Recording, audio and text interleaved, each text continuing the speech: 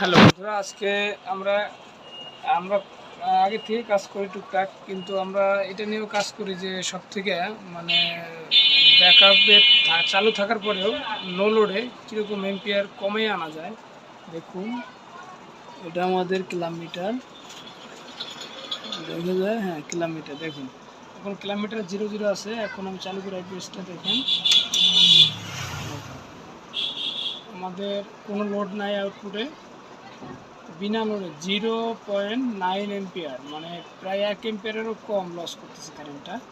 এটা কিন্তু AC DC kilometre, ডিসিতে select করা আছে। অনেকে দেখায় ওখানে এসি সিলেক্ট করে দেখায়, যে কারণে কোনো এম্পিয়ার সই করে না, কিন্তু এটা আসলে ভুল। এটা হলো ডিসি কিলোমিটার, যে কারণে এটা দেখা দিচ্ছে। দেখেন, এখানে আমার লোড আছে, এই লোড দিতেছেন, ঠিক আছে, বাড়তেছে। এই দেখেন, 200 টাকা লোড দিলাম, এই যে 18 এম্পিয়ার। এই যে 100 লোড দিলাম, দেখেন 200 400 লোড দিলাম, বুঝছেন।